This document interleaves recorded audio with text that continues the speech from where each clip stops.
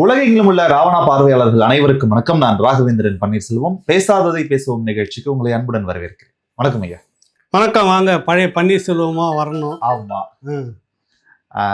பழைய பேசாததை பேசுவோம் நிகழ்ச்சி கொஞ்சம் புதுப்பிச்சிருக்கிறோம். மிக முக்கியமாக இன்றைக்கு அரசியல்ல பேசப்படக்கூடியது என்டிஏ தலைமையிலான கூட்டணியில விஜய் சேர போறாரா? ஒரு பக்கம் சிபிஐ விசாரணைக்காக டெல்லி சென்றிருக்கிறார். பேரலா இந்த பக்கம் ஐபிடிஎஸ் நிறுவனத்தின் சார்பில், அதாவது லயோலா கல்லூரியின் முன்னாள் மாணவர்கள் நடத்திய கருத்து கணிப்பு வெளியிடப்பட்டிருந்தது. அந்த கருத்து கணிப்புல அதிர்ச்சிகரமான சில விஷயங்கள் எல்லாமே இருந்துச்சு. நீண்ட நாள்களாக தாவேகா சார்பில் சொல்லப்பட்ட விஷயம், எங்களுக்கு 20% வாக்கு இருக்கு, எங்களுக்கு 40% வாக்கு இருக்கு அப்படின்னு ஆளாளுக்கு ஒண்ணு சொல்லிட்டு இருந்தாங்க. ஒரு வழியாக இந்த கருத்து கணிப்பின் மூலமாக நிறுவப்பட்ட விஷயம் என்னன்னா, தாவேகா தான் வாக்கு சதவீதத்துல முதல் இடத்துல இருக்கிறது. அதாவது கூட்டணிலாம் இல்லாம பிரிச்சு சொல்லியிருக்கிறாங்க. அதுல முக்கியமா பார்த்தோம்னா 19.2 வாக்கு சதவீதத்தோட தாவேகா முதலிடத்திலையும், திமுக 17.7, அதிமுக 15.32, நாதாகா 6%, காங்கிரஸ் 4, பிஜேபி 3.50, பாமக 4, இந்த மாதிரி சிபிஎம், சிபிஐ, விசிகா 2 அப்படின்னு இறங்கிட்டே போகுது. பாஜக எவ்வளவு சொல்லியிருக்கு? பிஜேபி 3.50% இருக்கு. காங்கிரஸ்க்கு அடுத்தபடியாக இருக்கிறது. இந்த கருத்து கணிப்பு எனக்கு ரொம்ப நாளாக ஒரு பெரிய இதுக்கு ஒரு காலகட்டத்தில் கருத்து கணிப்புனா பெரிய ஃபீல்டு ஒர்க் இருக்கும். உங்களுக்கு ஒரு தொகுதிக்கு ஒரு டீம் போவாங்க, ஒரு தொகுதியாக நின்று பல தரப்பட்ட மக்களை சர்வே எடுப்பாங்க. கிட்டத்தட்ட ஒரு முடிச்சுட்டு வரும்போது பார்த்தீங்கன்னா பெரும் தொகையான மக்களை சந்தித்திருப்பாங்க. அதுக்கு குறைந்தது ஒரு அதிகமாக போனாலும் கூட ஒரு 50க்கு குறையாத ஒரு ஆட்கள் வச்சுக்கிட்டு வேலை செய்வாங்க. ஆட்கள் மட்டுமே. ஆமாம், அது ஒரு கட்டத்தில் இருந்தது. உங்களுக்கு ஊடகம், பத்திரிக்கை அப்படின்னு சொல்கிறப்பெல்லாம் பார்த்தீங்கன்னா அங்கங்கே பத்திரிக்கை, மாவட்டத்துக்கு பத்திரிக்கையாளர் இருப்பார். அவங்க டீமில் ஒரு குரூப் இறங்கி அதெல்லாம் வேலை செஞ்சு எடுத்து இங்கே அனுப்புவாங்க. இங்கேருந்து ஒரு டீம் ஸ்பெஷலாக எல்லா தொகுதிக்கும் போய் ரவுண்ட் அடிச்சுட்டு வர ஒரு டீம் இருக்கும். அது ஒரு காலகட்டத்தில் இருந்தது. ஆனால் ஒரு சமீப காலமாகவே நீங்கள் பார்த்தீங்கன்னாவே 2 தேர்தலுக்கு வரைக்கும் நீங்கள் பார்த்தீங்கன்னா கருத்து திணிப்பு, இந்த ஊடகம் தலையெடுத்த உடனே, காட்சி ஊடகம் தலையெடுக்க தொடங்கின உடனே ரொம்பவும் அதனுடைய ஆதிக்கம் வந்த பழகை பார்த்தீங்கன்னா நிறைய கருத்து திணிப்புகள் இருக்கும். திடீர்னு ஒரு குழுவினர் வருவாங்க. அவங்க பார்த்தா நாங்கள் எடுத்த சர்வே இது அப்படின்வாங்க. அது ஒரு ப்ரொமோஷன் பண்ணுவாங்க. அது இன்னைக்கு காட்சி ஊடகங்களுக்கு நம்ம என்னதுன்னு பேர சொல்ல வேணாம், சிலங்களுக்கு இந்த பேக்கேஜ் இந்த மாதிரி பேசிட்டு ப்ரொமோட் பண்ணணும் அப்படின்றதுக்குன்னு கொண்டு ஏற்ற மாதிரி கருத்து கணிப்பு, அந்த மாதிரி கூட ஒரு கருத்து திணிப்பு. அது கருத்து கணிப்பு இல்லை. இப்போ இந்த லயோலா கல்லூரி பழைய மாணவர்கள் அப்படின்றது ஒரு பேஷன் ஆயிடுச்சு. அது அதை பயன்படுத்திக்கிட்டோம்னா, அந்த பேரை, அந்த நேம், அந்த சீலை பயன்படுத்திட்டோம்னாக்கா ஒரு நம்பகத்தன்மை வரும்னு நினைச்சிடுறாங்க. உடனடியாக அந்த கல்லூரி இருக்கிற லயோலா கல்லூரி இதை பயன்படுத்தக்கூடாது. இப்படிலாம் எங்கள் கல்லூரியுடைய பேர் கெடுது அப்படின்னு அவங்களாவது சொல்ல முன் வரணும். ஆனால் பழைய மாணவர்கள்ன்ற பேர்ல சொல்லிக்கிற உரிமை எங்களுக்கு இருக்கு அப்படின்னு சொல்லிக்கலாம். இப்போ தம்பி அவர் திருநாவுக்கரசு தான் அந்த கருத்து கணிப்பு ஐபிடிஎஸ்னுடைய அதனுடைய நிறுவன தலைவராக இருக்கிறாரு. அவர் தான் முன்னாள் மாணவராக இருந்தவர்.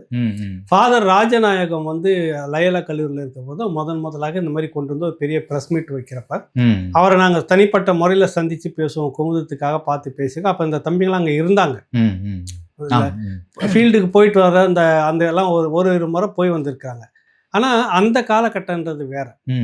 அதில் நிறைய கருத்து செறிவு இருக்கும், களப்பணியில் நிறைய டீம் ஒர்க் இருக்கும், நிறைய ஆட்கள் இருப்பாங்க, அதெல்லாம் இருப்பாங்க. ஆனால் இப்போ இதில் நீங்களே ஒரு யதார்த்தத்தை வாங்கி, இப்போ சமீபத்தில் நாமளன்னா ராவணா டீமை ராமேஸ்வரத்துக்கு முன்னிருந்துட்டு ஒரு பயணத்தை வந்திருந்தோம். கோயம்புத்தூர்லேருந்து இங்கே சென்னைக்கு ஒரு பயணம், வழியில் இந்த பக்கத்தில் கடலோர பகுதியில் தஞ்சாவூர் ஒரு பயணம், இப்படிலாம் பல இடத்துல போயிட்டு வந்திருக்கோம். இந்த ஒரு மாதத்துக்குள்ளாக பல்வேறு தரப்பட்ட மக்களை நம்ம பேசியிருக்கிறோம். அது வேற ப்ராசஸ்ன்னு வைங்க. ஒரு எல்லை இருக்கு பேசுறதுக்கு. இது திணிக்கப்பட்டதுன்னு அவங்களா வலிய அது அந்த பேட்டி முழுக்க நான் பார்த்தேன். அவர் சகோதரர் தம்பி, நல்ல தம்பி தான். அவரு வலிய அந்த விஜய் அண்ணாமலை ஒரு 100 முறை சொல்லியிருப்பார். களத்துல என்ன இருக்கோ அதை நான் சொல்லியிருப்பேன். இல்லை, களத்துல என்ன இருக்குன்னாக்கா, நீங்க ஒரு 75 ஆண்டுகள் நமக்கு திமுக மீது 1000 விமர்சனம் இருக்குது, அதிமுக மேல விமர்சனம் இருக்கு, அது அப்பாற வச்சிருவோம்.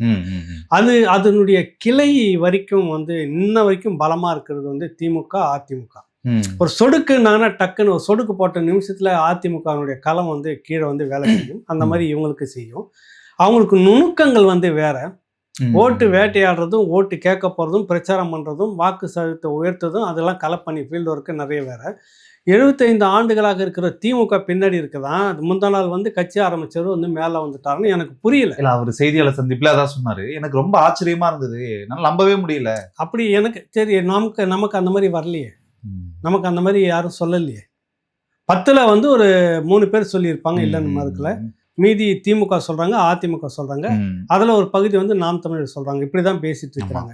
இது எப்படி அதிகமா வந்திருக்கும், இந்த அளவுக்கு வந்திருக்கும்? இப்ப பார்த்தா அடுத்தது அந்த கணக்குப்படி பார்த்தீங்கன்னா, இன்னைக்கு நம்பர் 1 கட்சி தாவேக தான். ஒரு மக்கள் போராட்டத்துக்கு போகல, ஒரு இதை சொல்லல. ஒரு கிராமங்கள்ல ரசிகரா இருந்தவங்க இன்னைக்கு அப்படியே வந்திருக்கிறாங்க. அடுத்தது கூட்டணி சேர்ந்துச்சு, இது யாருக்கூட கூட்டணி வச்சிருச்சுன்னா தாவேக உடனடியே ஒரு அதிகாரத்துக்கு வரக்கூடிய இடமா இருக்குன்றதால சில பல பழைய கட்சிகள் இருந்துட்டு போய் சேர்ந்த நிர்வாகிகள் இருக்கிறாங்க. ஒரு இடத்துல இருந்து அங்கிருந்து வந்தவங்க போனவங்கலாம் சேர்ந்தவங்க உள்ள இருக்காங்க. அது கரெக்ட். ஒரு கலப்பு அரசியல் அனுபவம்னு இருக்குதாங்க. யாருக்கு நீங்க இருக்கிறீங்க? உங்களுக்கு செங்கோட்டையன் இருக்கிறாரு.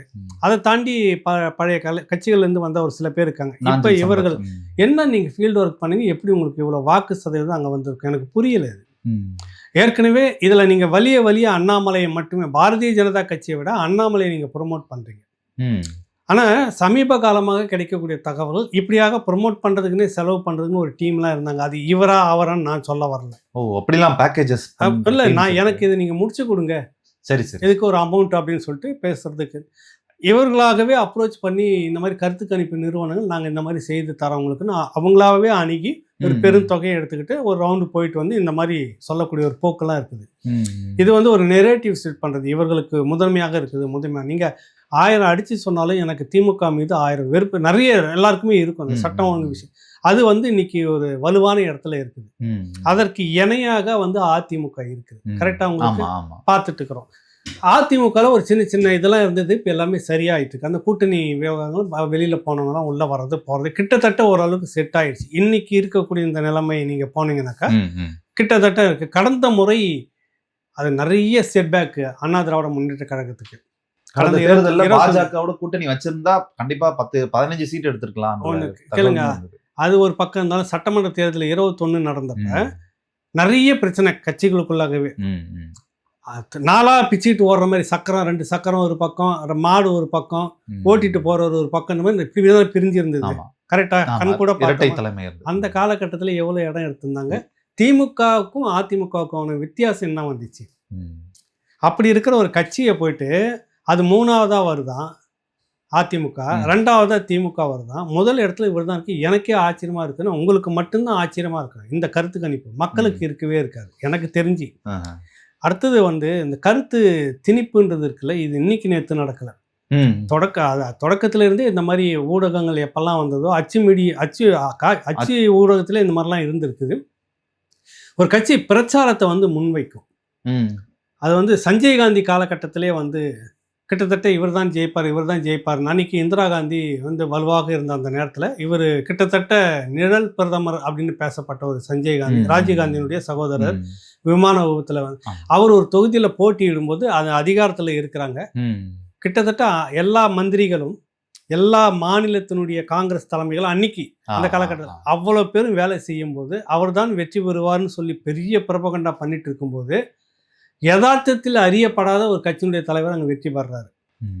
இங்க நம்ம நிறைய முறை பேசியிருக்காங்க. திண்டிவனத்துல திருக்குறளார் முனுசாமி, உங்களுக்கு கோயங்கா, அவங்க வந்து மிகப்பெரிய அளவுல பிரம்மாண்டமாக அவர் தான் ஜெயிப்பார், மிகப்பெரிய தொழிலதிபர்.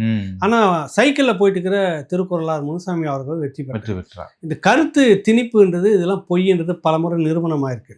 ஆனா இது ஓவர் கருத்து திணிப்பா இருக்குது. எனக்கு இவங்க வந்து ஓரளவுக்கு பேசி எல்லாரும் கட்சிக்கிட்டையும் பேசி ஒரு மாதிரி நெரேட்டிவ் பண்ணி நாங்கள் இந்த மாதிரி செய்து உங்களுக்கு ப்ரொமோட் பண்ணுறோம், இப்படி கொண்டுட்டு வரோன்னு சொல்லி பேசுறதுக்கு நிறைய இன்னைக்கு கட்டமைப்புகள், இந்த மாதிரி கருத்து கணிப்பு கட்டமைப்புகள் எனக்கு தெரிஞ்ச 4-5 இருக்குது.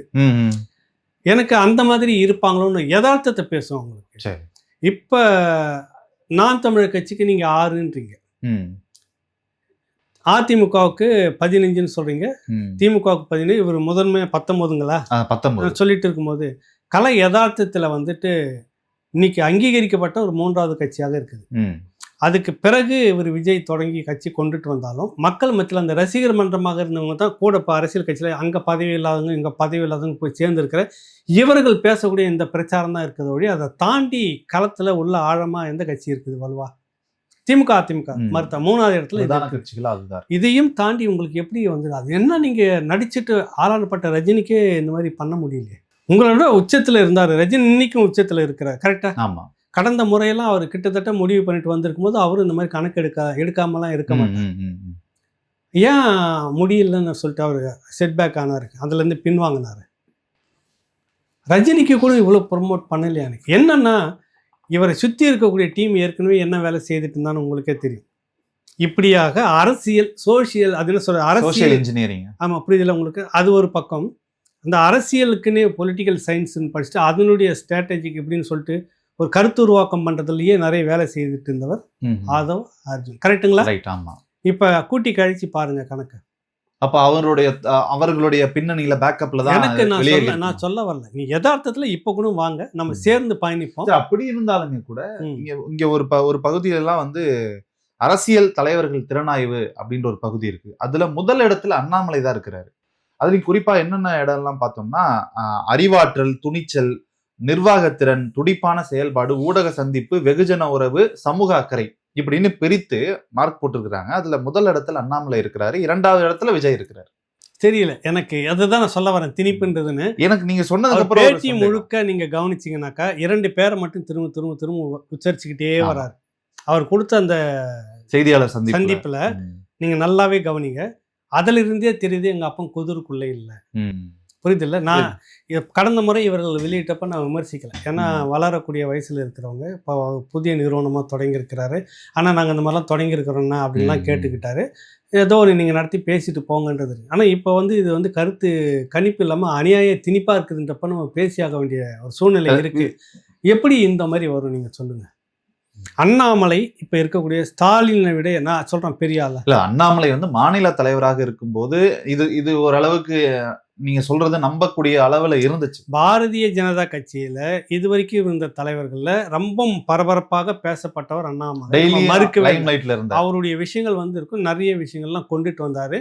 இந்த ஊழல் பட்டியல்லாம் ஒன்று கொண்டு வந்தாரு, டிஎம்கே ஃபைல்ஸ் என்ன ஆச்சு அப்படின்ற கேள்வி, அது ஒரு தனி விமர்சனம் போயிட்டு வந்து. இப்போ ஒரு ஊருக்குள்ள போறோம், ஊருக்குள்ள போன உடனே முதன்மையா இருக்குது எந்தெந்த கட்சின்னு பாக்குறப்ப அண்ணாமலை முதல்ல வராரா இல்ல ஸ்டாலின் எடப்பாடி வராருங்களா?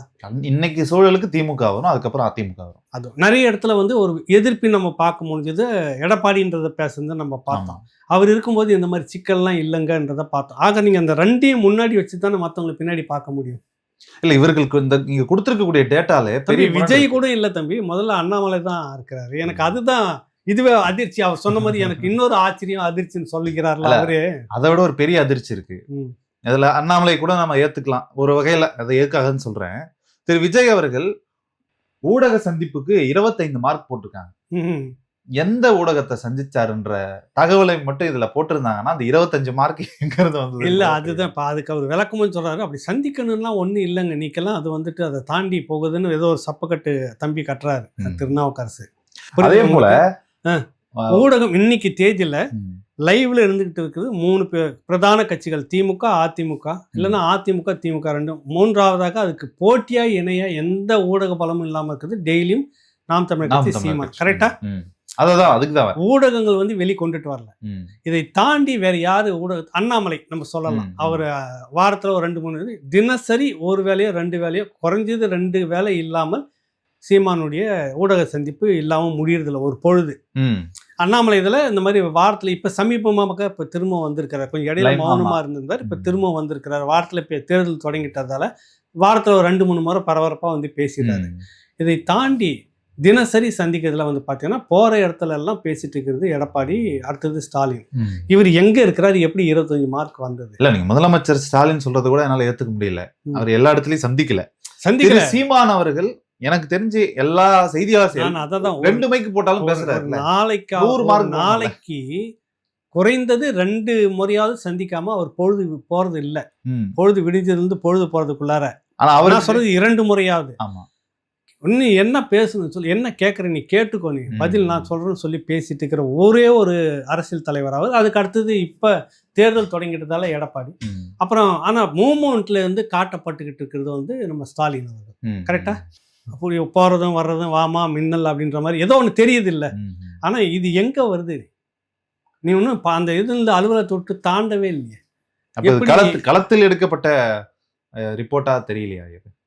எனக்கு எந்த களத்தில் எடுத்தார்கள் அப்படின்றத எனக்கு இன்ன வரைக்கும் சந்தேகம். தொடக்கத்திலே சொன்னேன் உங்களுக்கு, ஒரு பெரிய டீம் வந்து ஒர்க் பண்ணுங்க. அந்த டீமுக்கு வந்து அதை நீங்கள் மக்கள் அங்கே போகும்போதே கிட்டத்தட்ட இந்த இந்த இந்த டீம் வந்து ஃபீல்டில் இருக்காங்கன்னு கிட்டத்தட்ட ஊடகத்துக்கு ஒரு எல்லாம் மோப்பம் பிடிச்சிருவாங்க. இந்த நிறுவனம் வந்து கருத்து கணிப்பு செய்து அவங்கள பிடிச்சா நம்ம சோர்ஸ் எடுத்துடலாம் அப்படின்லாம் முன்னாடி பேசிக்கிட்டு இருப்பாங்க. இப்போ பரவலாக நீங்கள் எங்கே வந்து சுற்றுறீங்க, எங்கே எடுத்தீங்க, உங்களுடைய நிறுவனத்துக்கு ஆதார சாம்பிளிங்ஸ்க்கான ஆதாரம்லாம் அது நான் கூட எடுத்து பேப்பர் காட்டுவேன். எனக்கு ஒன்று இப்போ நீங்கள் கேளுங்களேன், நான் காட்டுறேன். இப்போ நீங்கள் கேளுங்க, நான் இது இருக்குது நான் உருவாக்கிக்கிறது தானே. நீங்கள் எத்தனை பேர்கிட்ட வீடியோ எடுத்திருக்கீங்க, எவ்வளோ வீடியோ நான் பேசணும்னு என்கிட்ட வீடியோ நிறைய இருக்குது, நான் பேசலாம். எத்தனை சதவீதம் மக்களை சந்தித்தீர்கள்? புரியுதில்ல? நீங்கள் பேசுறதுக்காக அங்கே உட்காந்து பேசலாம். உண்மையிலேயே ஒரு பத்திரிகையாளர் உட்காந்து சரிப்பா நீ கொண்டா எல்லாத்தையும் இங்கேயே உட்காந்து இப்பயே பார்க்குறேன்னு சொல்லி உட்காந்து இது வரைக்கும் நடந்திருக்கு பண்ணதில்லை. அந்த மாதிரி பண்ணும்போது என்ன ஆகும்? மாட்டிப்போம். நீ பேசுறது பேசலாம். நான் ஏன் இந்த தம்பியையும் இந்த நிறுவனத்தையும் முதல் முறையாக இப்படி பேசுகிறேன்னா, இது எனக்கு அபத்தமாக இருக்குது.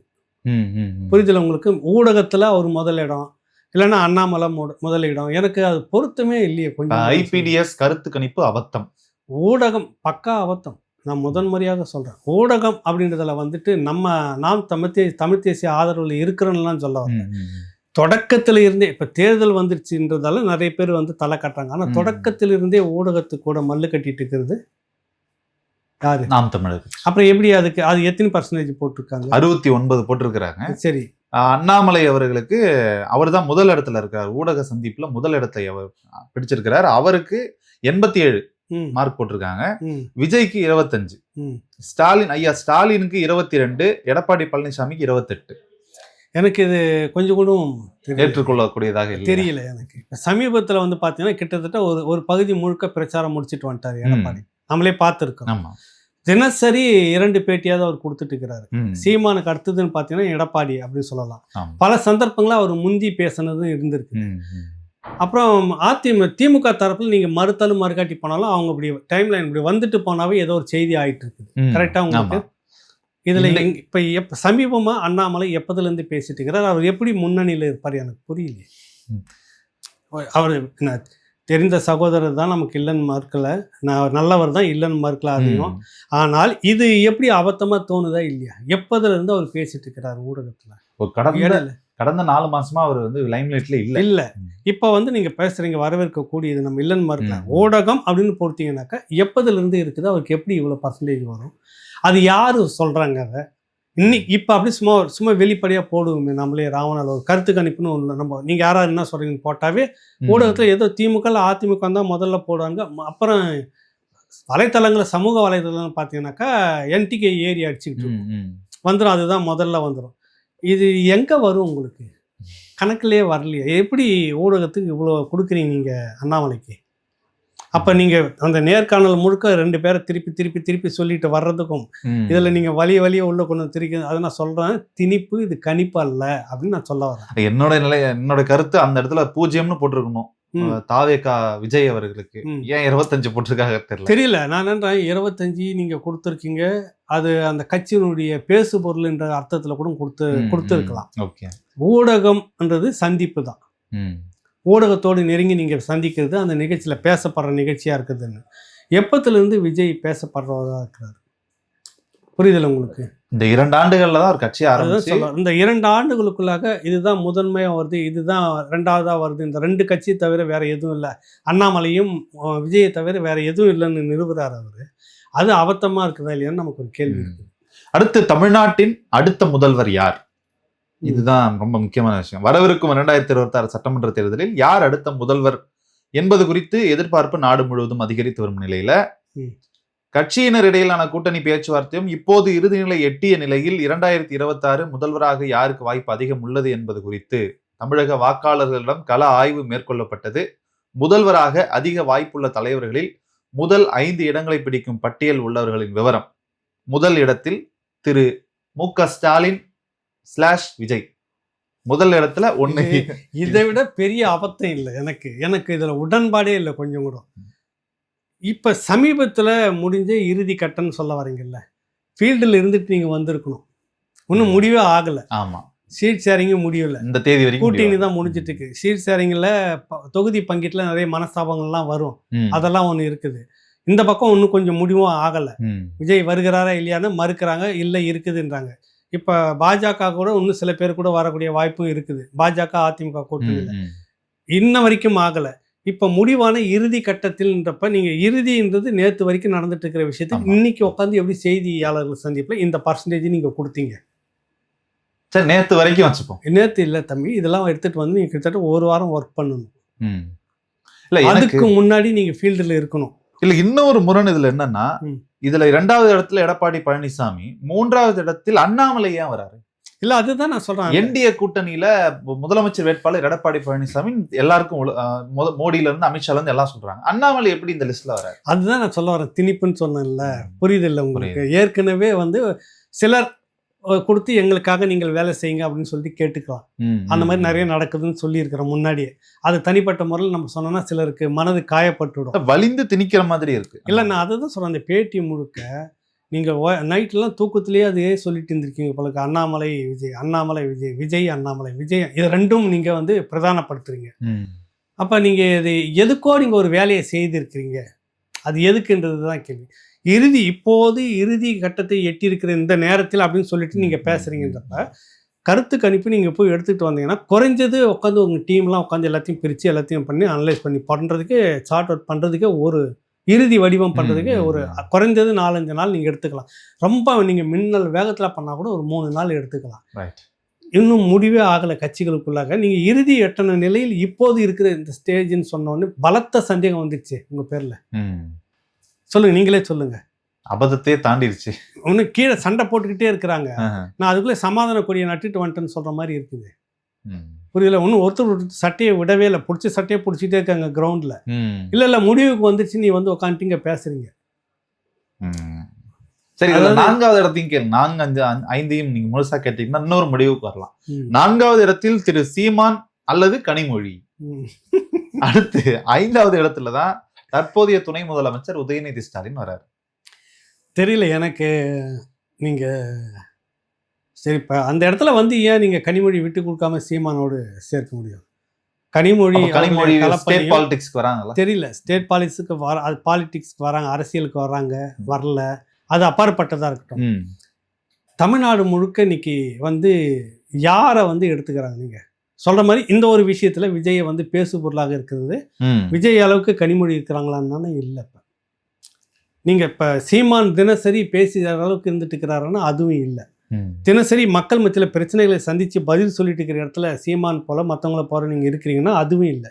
எதுவும் இல்லாமல் கனிமொழி எப்படி அந்த இடத்துக்கு வந்து பொருந்துறது?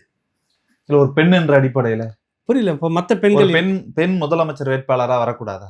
வரக்கூடாது. நீங்கள் யாருமே அந்த அடிப்படையில் வந்து நீங்கள் சொல்லுங்கள். நீங்கள் அதுக்கு நீங்கள் எங்கே கொண்டு வந்திருக்கணும்? பெண் வேட்பாளர்னா அதுதான் முன்னாடி வந்திருக்கணும், வேற யாரும் கிரவுண்டில் இல்லைன்னு சொல்லலாம். நீங்கள் புரியுதில்ல உங்களுக்கு? அதுவும் பொருந்தில்லையே. புரியுதில்ல? இது இப்போ நான் சொல்கிறேன், கருத்து திணிப்பா இல்லை ஒரு அபத்தமான முடிவா, நீங்கள் வேற ஏதோ ஒரு கட்டமைப்பை உருவாக்குவதற்காக இந்த மாதிரி நிறைய இதுக்கு முன்னாடி மும்பையில் இருந்துக்கிட்டு இருந்தது. ஒரு வகையில் பாராட்டலாம். தமிழ்நாட்டுக்குள்ளேயும் இப்படியான நிறுவனங்கள் வந்து இப்படியாக மடைமாற்றக்கூடிய திணிக்கக்கூடிய வேலைகளை முன்னாடிலாம் மும்பையிலேருந்து ஒரு டீம் புறப்பட்டு வருவாங்க, 2-3 கருத்து கணிப்பு ஏஜென்சி வருவாங்க. அந்த ஏஜென்சி வந்து தமிழ்நாடு முழுக்க வந்துட்டு எடுத்து சொல்லிட்டு போவாங்க. இப்போ சமீபத்தில் அப்படின்னாக்கா சில நாட்களுக்கு முன்பாக கிடைச்சி எனக்கு ஒரு தகவலை இங்கே நான் பதிவு பண்ண விரும்புகிறேன். எப்பயுமே மத்திய உளவுத்துறை அப்படின்றது ஒன்று தனிப்பட்ட முறையில் ஒரு அது வந்து உங்கள் மூலமாக செய்யலாம், என் மூலமாக செய்யலாம், மற்றவங்க மூலமாக செய்யலாம், ஒரு ஏஜென்சி வச்சு செய்யலாம், பொதுவாக ஒரு மீடியா பேரில் செய்யலாம். இப்படி பல அவதாரத்தில் எடுத்துகிட்டு அவங்க ஒரு முடிவில் இருந்துக்கிட்டே இருப்பாங்க. எப்பயுமே ஒரு அனலைஸ் பண்ணிக்கிட்டே இருப்பாங்க.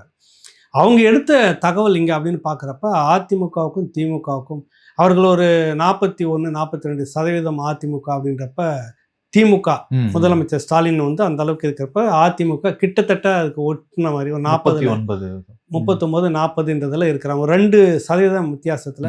அது பிரச்சாரம் ஒன்று இப்போ இந்த இருக்கிற சட்டம் ஒழுங்கு பிரச்சாரம் அது இதுன்னு அதிமுக பேச பேச பேச அது முன்னாடி வரலாம், கிட்டத்தட்ட வந்துடும் அப்படின்ற மாதிரி தான் இருக்குது. மூன்றாவதான இடத்துல வந்து இங்கே யார் வராங்க அப்படின்னு கருத்து கணிப்புன்றப்ப இவருக்கு ஒரு குறைந்த சதவீதம் நாம் தமிழர் கட்சிக்கு. விஜய்க்கும் அந்த அளவுக்கு மூன்றாவது இடத்துல அது ரெண்டும் வந்து போட்டியில் இருக்குது அப்படின்னு தான் சொல்ல வராங்க. அவங்க எடுத்தது மெயின் பிரதானமாக யார் அவங்களுக்கு தேவை, திமுக வரணுமா அதிமுக வரணுமான்றதுக்காக எடுக்கிறப்ப அதுக்கேற்ற வேலையெல்லாம் அவங்க செய்துக்கிட்டு இருக்காங்கன்னு வச்சுக்காங்க. என்ன வேலை செய்வாங்க நமக்கு தெரியாது. உள்ளடி வேலை செய்வாங்களா, வெளியடி வேலை செய்வாங்களா, அதையும் நம்ம பேசி ஆகணும் இல்லை பொதுவாக. ஆக அந்த அரசு ஒரு கட்டமைப்பு இயந்திரம்ன்றது கொடுத்த தகவலே இப்படி இருக்கும்போது அவங்க ஏகப்பட்ட பேரை சந்திச்சு பேசியிருக்காங்க. சொன்ன மாதிரி நீங்க ஒரு நிறுவனமா இருக்கலாம், நான் ஒரு நிறுவனமா இருக்கலாம், ஒரு மீடியாவும் இருக்கலாம், ஒரு பிரபலமான டெல்லி மும்பை நிறுவனமா இருக்கலாம், இப்படி எல்லாம் கலந்து உள்ளே இறக்கியிருப்பாங்க. நமக்கே தெரியாது. ரிசல்ட் எடுக்கிறது மட்டும்தான் அவங்க எல்லாம் எடுத்து கொடுக்கறத வச்சு அனலைஸ் பண்றப்ப இந்த தகவல் எனக்கு கிடைச்ச தகவல்ன்ற மாதிரி நான் சொல்லி பதிவு பண்றேங்க. இப்படி இருக்கும்போது இவங்க எப்படி இதை வந்து இல்லை இது எதுவுமே இல்லை எல்லாத்தையும் அழிச்சிருங்க, அண்ணாமலையும் விஜய் தாங்க பதிக்க அப்படின்னா எனக்கு புரியலையே. எனக்கு சொல்லுங்க நீங்க. இப்ப யாருடைய தலையீடுதல் அதிகமா இருக்குன்னு நினைக்கிறீங்க சார்? ஒரு அண்ணாமலை தலையீடா இல்ல இந்த பக்கம் விஜய் தலையீடு? எனக்கு வந்து சகோதரர் அண்ணாமலை தலையீடு அதிகமா இருந்திருக்கும். அதுக்கு அடுத்தது விஜய்ன்றதுல விட அங்க இருக்கக்கூடிய பெரிய பிக் மேன் ஒருத்தர் இருக்கிறார்ல விஜய் கூட, ஓகே புரியுதில்ல, அவருடைய தலையீடு இதுல இருக்கும். இது ரெண்டு இல்லாமல் இது இல்லை அப்படின்றது என்னுடைய 100% கணிப்பு. இன்னும் கூட்டணி எந்த கட்சியுமே உறுதி செய்யப்படலை. அதற்கு முன்னாடி வந்திருக்கக்கூடிய இந்த கருத்து கணிப்பு என்பது களத்தில் எடுக்கப்பட்ட தகவல் தான் அவர் தரப்புல இருந்து சொல்லப்படுது. அதை நீங்க முற்றிலுமே எதிர்க்கிறது என்பது எப்படி? களத்தில் எடுத்திருக்கலாம், முற்றிலுமாக நான் எடுக்கல. ஆனால் போதிய அளவில் எடுத்திருக்காங்களா இல்லையான்றது ஒன்று. புரிதல் உங்களுக்கு? சரியான முறையில் எடுத்திருக்காங்களா என்ற கேள்வி அதிமுக்கியமான 2வது கேள்வி. புரிதல? வித்தியாசம் இருக்குது உங்களுக்கு. நீங்கள் எவ்வளோ பேரை பயன்படுத்தினீங்க, எவ்வளோ இடத்துல நீங்கள் போனீங்க, எத்தனை பேருக்கிட்ட எடுத்திருக்கீங்க அப்படின்றது பெரிய, அதெல்லாம் நீங்கள் சொல்லி இருக்கிறீங்க. அது எனக்கு ஏற்புடையதாக தெரியல. இதெல்லாம் வந்து பார்க்கும்போது அதான் சொன்னேன் உங்களுக்கு சுருக்கமாக எல்லாத்தையும் அழிச்சிருங்க, இந்த 2 பேர் தான் இருக்கிறாங்க தமிழ்நாட்டில் அப்படின்னு நீங்கள் சொல்ல வரீங்க. 75 ஆண்டுகளாக இருக்கிற அதிமுக திமுகவெல்லாம் வந்து பின்னுக்கு போயிடுச்சு. இவர் வந்தோடனே மக்கள் நம்பி இவர்கிட்ட நாட்டை ஒப்படைக்கிறாங்கன்றது எனக்கு ஏற்புடையதாக இல்லை. அதற்கு இணையா அண்ணாமலை தான் இருக்கிறாரு அப்படின்னு நீங்க வலிந்து சொல்றது எனக்கு ஏற்புடையதாக இல்லை. இந்த அறிக்கையில எல்லா கட்சிகளையும் கூட்டணியில் இருக்கக்கூடிய கட்சியெல்லாம் பிரிச்சு வாக்கு சதவீதம் போட்டிருக்காங்க. அமமுக கட்சி திரு டிடிவி தினகரனுடைய கட்சி இதுல இல்ல, கமலஹாசன் அவருடைய மக்கள் நீதி மய்யம் கட்சி கடந்த முறை நிறைய இடத்துல அது வந்து வாக்குகளை பிரிச்சு ஆட்சி மாற்றத்துக்கு ஒரு முக்கியமான குறிப்பிட்ட சதவீதம் எடுத்திருந்தாங்க. 4 கிட்ட என்னவோ எடுத்திருந்தாங்க அதிமுகவில் இருந்து தனியா நின்று. மக்கள் நீதி மய்யம் கட்சியோட அது 4% நின்றுட்டு எடுத்திருந்தது முதல்ல. அது ஆமா சொல்றேன், அது அப்படியே இருந்துட்டு அது இல்லையேன்றது. அது ஒருவேளை கூட்டணியில நீங்க வச்சு சேர்த்து சொல்லியிருந்தா எல்லா கட்சியும் ஒன்னா சேர்த்து. அப்ப விசிகா போட்டுக்கிறீங்க, மத்தவங்க எல்லாம் போட்டு காங்கிரஸ் இருக்கு, விசிகா இருக்கு. ஆமா, கம்யூனிஸ்டுகளை நீங்க சொல்லவே இல்லைங்களே. புதிய தமிழகம் இருக்கு, அதுக்குன்னு ஒரு செக்டார் இருக்கு. ஏதோ ஒன்று 0 ஒரு 0ல இருந்து 1 இல்ல புள்ளி தேமுதிக 0.43 சொல்றீங்கல்ல, சொன்னாங்கல்ல மற்ற இடத்துல. அந்த மாதிரியாவது மற்ற இடத்துல தேர்தல் ஆணையத்துல கடந்த முறை எடுத்த சதவீதம் அவங்களது. ஆமா, அந்த மாதிரியாவது நீங்க சொல்லி இருக்கணும்ல அந்த கட்சிகளை. புரியுதுல உங்களுக்கு? இப்ப விசிகா நீங்க தெரிஞ்சு தெரியாம அது மேல விமர்சனம் வச்சாலும் சரி, அமமுக தெரிஞ்சு தெரியாமல் நீங்க அது மேல கடுமையான விமர்சனம் மாற்று கருத்து இருந்தாலும் அது உண்மையிலே 2ல தான் நிக்குதா சொல்லுங்க? 2% தான் நிக்கிறாங்களா அவங்க? அதுதான் எனக்கு சந்தேகமா இருக்கு. அதுதான் எனக்கு, ஏன்னா திமுக ஆட்சி அமைப்பதற்கு இவர்களுடைய வாக்கு சதவீதம் பெரிய பங்கு வகிச்சது அப்படின்னு நம்மளும் பல இதுல பேசியிருக்கோம். ஆனா இன்று இவருக்கு கலன் இப்படி சொல்றத வச்சு பார்க்கும்போது விசிகாவுக்கு கூட்டணியில சீட்டு குறைக்கிறதுக்கு இதை கூட எடுத்து ஆதாரமா காமிப்பாங்களோ அப்படின்னு. இல்ல, அதை வச்சுதான் இப்ப இது ஒரு யுக்தி உங்களுக்கு. இதெல்லாம் உள்ளுக்குள்ள வேலை செய்யுது. நான் அது சொன்னா நிறைய நல்லா இருக்காது, அதை விட்டுருவோம். நம்ம கருத்து கணிப்பு எடுத்துட்டு வந்தோம்னா யாரெல்லாம் பேசுவாங்க, இன்னும் நல்லா பேசுவாங்க, இன்னும் நடக்கும்ன்றதெல்லாம் வேற. அதை நம்ம பேசணும்னா நல்லா. இப்ப அது வந்து இவருக்கு ஏன் நீங்க குறைச்சி இந்த கட்சிக்கு இந்த கட்சிகளுக்கெல்லாம் டிமாண்ட் பண்ற கட்சிகளுக்கெல்லாம் நீ அதில் உள்ள கொண்டுட்டு வரல? பட்டியலே இல்லைன்னா சிலது தூக்கி இருக்கீங்க. புரியுதுல? எம்பியா இருக்கிறார் மக்கள் நீதி மய்யம் கட்சியில இருக்கக்கூடிய கமலஹாசன் தலைவர், அவருடைய கட்சி இல்ல, அமமுகவும் இல்ல, பிரதான கட்சியாக இன்றைக்கு என்டிஏ கூட்டணியில அமமுக இது எதுவுமே இல்ல. அண்ணாமலை இருந்துட்டார். அண்ணாமலை வந்து முதல்வர் வேட்பாளர் வரைக்கும் கொண்டு வந்து நிறுத்தி இருக்கிறாங்க. அதுதான் நான் சொன்னேன்ல உங்களுக்கு, எடுத்தோடனே சொல்லிட்டேன். ஒண்ணு இவர் அதுக்குள்ள இருந்திருக்கணும், இல்லைன்னா இவர் இருந்திருக்கணும்.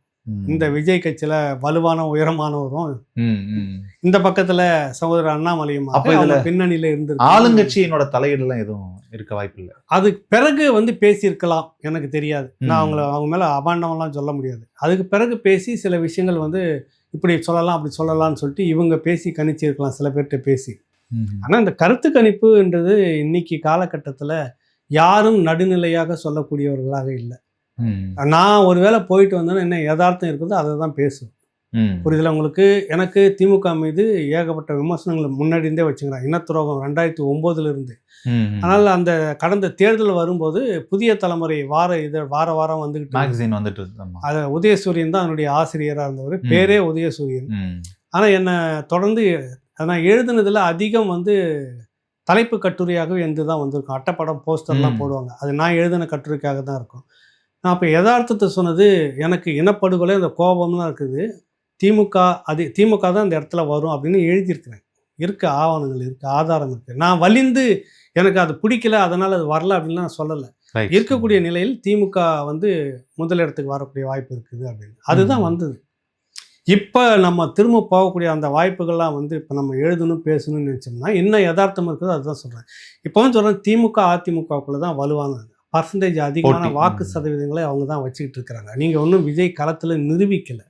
ஒரு முறை தனிச்சு நின்று உங்களை நிரூபிச்சுட்டு வாங்க. எடுத்த உடனே இதில் எத்தனையோ பேர் இந்த மாதிரி தான் சொல்லிட்டு வந்தாங்க. ஒரு காலகட்டத்தில் நீங்கள் அதை சிலர்லாம் சொன்னாக்கா சங்கடமாகும். டி ராஜேந்தர் அவர்களுக்கு இருந்த ஒரு செல்வாக்கு நீங்கள் அவ்வளோ லேசுப்பட்டது.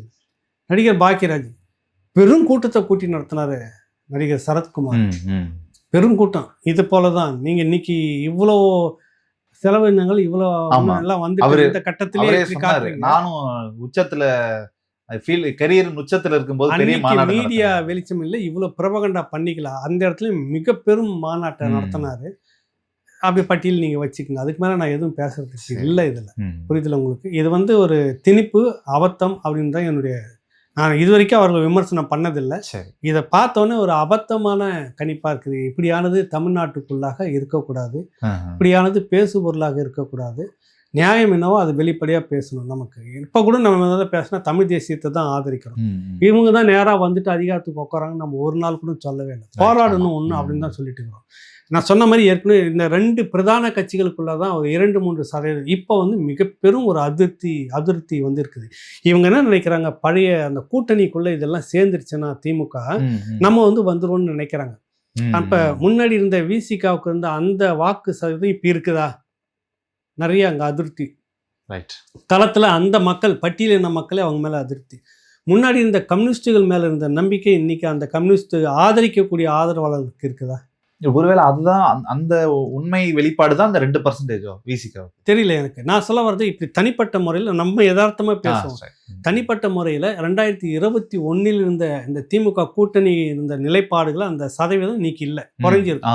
அப்போ திரும்ப நாங்கள் தான் வருவோம், அதே இடத்துக்கு நாங்கள் வருவோன்றதுல வாய்ப்பே இல்லை. ஏகப்பட்ட அதிருப்தி, ஏகப்பட்ட ஊழல் முறைகேடு. 6 மாதத்துக்குள்ளாக 2300 கோடியை வெளிநாட்டுக்கு ஒரு மந்திரி கடத்தியிருக்கிறாருன்னு அமலாக்கத்துறை விசாரித்து சம்மனெல்லாம் கொடுக்க போகுது. நடந்திருக்கு ஒரு அமைச்சர். ஒன்று மற்ற எல்லா சீனியர்களும் கணக்கு போட்டு பார்த்தா எத்தனை ஆயிரம் கோடி போயிருக்குன்னு நமக்கு தெரியாது. அது வேற விஷயம். தெரிஞ்சதை மட்டும் நம்ம பேசுவோம். இவ்வளவு அதிருப்தி மக்கள்கிட்ட பேசு பொருளாக இருக்குது. சட்டம் நீங்கள் 1000 விஷயம் மறுத்தாலும் இந்த டாஸ்மார்க் விஷயம் பேசு பொருளாக இருக்குதா கிராமத்தில்? நம்மளுடைய சகோதரிகள், நம்முடைய அக்கா தங்கச்சி, அவங்க எல்லாருமே அம்மா மற்றவங்களாம் என்ன பிரதானமாக சொல்கிறாங்க, என் புள்ள குடிகாரனா போயிட்டான், பரவலாக நடக்குதா இல்லையா? இப்போ அதற்கெல்லாம் யார் பதில் சொல்ல போகிறீங்க? கடந்த முறை நீங்கள் எதிர்க்கட்சியாக இருந்த போது இந்த அதிமுக அரசு டாஸ்மார்க் மதுபான கடையில் நூற்றுக்கணக்கான பெண்களின் தாலியை இளம் விதவைகள் இந்தியாவிலேயே தமிழ்நாட்டில் தான் அதிகம். இப்போ இன்னைக்கு தேதிக்கு அப்போ இதெல்லாம் ஒரு பெரிய எதிர்ப்பாக இருக்குது. புரியுதில்ல? இந்த எதிர்ப்பெல்லாம் திமுகவுக்கு ஒரு மைனஸாக வர்றதுக்கான வாய்ப்பு இருக்குது. அதிமுக என்ன இப்போ பேசு பொருளாக இருக்குன்னா, எப்பா இது 2 முறை இருந்தாங்க, ஒரு பிரச்சனையும் இல்லாமல் தொந்தரவு இல்லாமல் போயிருந்து, இப்படி ஏகப்பட்டது இல்லை. அந்த தூத்துக்குடி சம்பவம் ஒன்று நடந்தது, அது அவரே சொல்லிட்டாரு வெக்கத்தை விட்டு. எனக்கு தெரியாதவே இது நானே டிவியில் பார்த்து தான் தெரிஞ்சுக்கிட்டேன். இங்கேருந்து வரல, அந்த அளவுக்கு அதனுடைய டெல்லி ஆதிக்கம் இன்னைக்கு இருந்திருக்குது. இப்போ இதுக்கெல்லாம் சேர்ந்த ஒரு விஷயத்தை நீங்கள் பார்க்குறப்ப திமுகவை விட இது பெட்டராக பரவாயில்லையே ஓரளவுக்கு. இவ்வளோ பிரச்சனை இல்லையே. மத்திய அரசு கூட அன்னைக்கு நீங்கள் அடிமைன்னு சொல்லிட்டு இருந்தா, அது அரசு தான் மருத்துவக் கல்லூரிகள்லாம் நீங்கள் இது வரைக்கும் என்ன சாதிச்சு இந்த ஒன்றிய அரசில் வாங்கியிருக்கீங்க? உங்களுக்கு உண்டான பர்சனல்லாம் சாதிச்சிருக்கீங்க. ரைட். அதுவுமே இதுல வெளிப்படல இல்லையா? இதுல அதான் சொல்ல வரேன், வெளிப்படணும், அது இல்லாம இருக்குதுன்னு சொல்ல வரேன். ஆக திமுக அதிமுக முதன்மையில் இருக்குது. 3வது இடத்துல தான் விஜயா நாம் தமிழர் கட்சியான்றதே இருக்குது. மற்றவங்களாம் கிட்டத்தட்ட ஒரு கூட்டணிக்குள்ளே அனுசரித்து வந்துடுவாங்க. ம், ம். இதில் வந்து இப்போ மைனஸ் ஒரு 3% முன்ன பின்ன ஓடிட்டு இருக்கிறதுல இந்த களம் மாறும். அதிமுக மேலே வர்றதுக்கு வாய்ப்பு நிறைய இருக்குதுன்றது தான் யதார்த்தம் உண்மை. இல்லை எதுவுமே இல்லாமல் இந்த 2 பேர் பேசுபொருளாகிறது எப்படி, அதை தான் நான் திரும்ப திரும்ப கேட்குறேன். இளைஞர்கள் இளம் வாக்காளர்கள் வர அதிகமா இருக்கிறாங்க. அதனால இளைஞர்களுக்கு மத்தியில அவர்கள் இளைஞர்கள் முன்னிலைப்படுத்தப்படலாம். முழுக்கவே விஜய்க்கு போடுறதா இருக்கட்டும், ம். இளைஞர்கள் முழுக்கவே அண்ணாமலையை கொண்டு வரதா இருக்கட்டும், இது எப்படி சாத்தியன்றது தான் நம்முடைய கேள்வி. நம்ம அந்த சகோதரர்கிட்ட பேசுவோம் உட்காந்து, இதை மறுத்தாருன்னா வரட்டும், சரி, இந்த கருத்து உட்காந்து நான் நிறைய விவாதிக்கலாம். கேட்குறேன், விவாதிப்பேன், ஒன்றும் பிரச்சனை இல்லையே. பண்ணிடுவோம். இது ஒரு ஓரமாக இருக்கட்டும். இன்று நடிகர் விஜய், அதாவது தாவேகா தலைவர் விஜய் சிபிஐ விசாரணைக்காக போயிருக்கிறாரு. ஒரு பக்கம் நேத்துல இருந்து ஊடகங்கள்ல எல்லா இடத்துலயும் விவாதம் நடப்பது இந்திய கூட்டணியில் விஜய் சேரப்போறாரு அப்படின்ற பேச்சு தான் போயிட்டு இருக்குது. உண்மை நிலவரம் என்னங்கிறத இல்லை, இப்போ நமக்கு ஏற்கனவே இதை பற்றி ஒரு பதிவு போட்டிருக்கிறோம். கிட்டத்தட்ட பேச்சுவார்த்தை எல்லாம் முடிஞ்சிருக்குது அப்படின்ற மாதிரி தான்.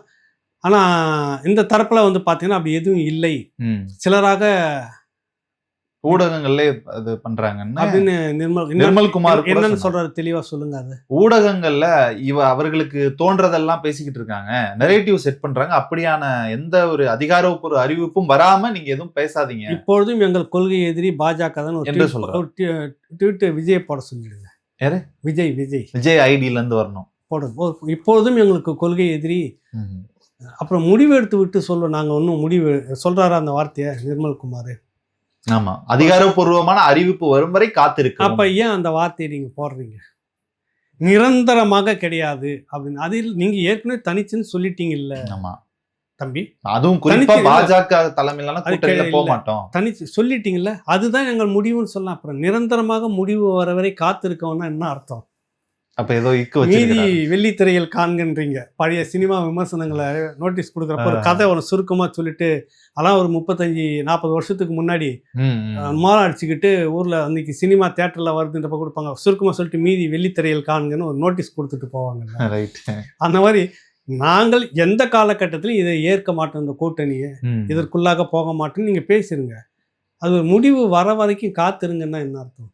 புரியுதுல்ல? அதுல ஏதோ ஒன்று இருக்கு. பட் நமக்கு கிடைக்கிற தகவல் என்னன்னா, ஒரு பேச்சுவார்த்தை தீவிரமா ஓடி ஒரு முடிவுக்கு வந்திருக்கிறது, இணைந்து விடுவார்கள் அப்படின்றது தான் இருக்குது. இல்லைன்னா நாளைக்கு எந்த காலகட்டத்திலையும் பாஜக இருக்கிற இடத்துல நாங்க இல்லை, அது நிரந்தர கொள்கை எதிரி, நாங்கள் தனித்து தான் இன்னும் முடிவாக இருக்கிறோம்னு தெளிவா நீங்க அவரை போட சொல்லி முடிச்சிருங்க. ஏன்னா இந்த பக்கம் சரி, நயினார் நாகேந்திரன் சொன்னாரு, அப்படி அவரு டெல்லிக்கு அவர் விசாரணைக்கு போறாரு, அதுக்கும் கூட்டணிக்கு சம்பந்தம் இல்லைங்க, அவர் கூட்டணி பத்தி அந்த பேச்சுவார்த்தை எதுவும் இல்லையே, நீங்களா ஏன் அப்படி உருவாக்கிக்கிறீங்கன்னு கேட்கிறாரு. தம்பி, இன்னைக்கு காலையில 10 மணிக்கு போய் கட்சியில சேர்ற வரைக்கும், சரி, வெள்ளக்குடி எடுத்துன்னு அறிவாலயத்துக்கு முன்னாடி இல்லை அதிமுக ஆஃபீஸுக்கு போறதுக்கு முன்னாடி வரைக்கும் நீங்க யார் ஒருத்தர் கேட்டாலும் அப்படிலாம் ஒன்றும் இல்லை, அப்படிலாம் ஒன்றும் இல்லை சொல்லி இருக்கிறாங்களே இல்லையா? நடந்திருக்கு. ஐயா வைகோ காரை எடுத்து திருப்பிட்டு இப்படி போனதெல்லாம் வைகோ திருச்சி மாநாட்டுக்கு பேனர்லாம் வச்சுட்டு இருக்கிறப்ப அப்போ கூட அப்படிலாம் ஒன்றும் இல்லை, அப்படிலாம் ஒன்றும் இல்லைன்னு நீ எப்படி இந்த பக்கம் வந்தது இருக்குது. நிறைய உதாரணம் சொல்லலாம், வைகோ மட்டுமே சொல்லலை. தேமுதிக இருக்கு, புரியுதுல, தேமுதிக இருக்குது, பாட்டாளி மக்கள் கட்சி. அதாவது இந்த இரவு பகல் 12 மணிக்கு முன்னாடி இரவு, அதுக்கு அடுத்தது 12-2 மணிக்கு வந்து அதிகாலைன்னு தொடங்கிடுது, 1 மணி வந்துடுது இல்லை. அது 2க்கும் மத்தியில் கால் வச்சுட்டு இந்த வாசல் பேசிக்கிட்டு இருந்ததா இல்லை.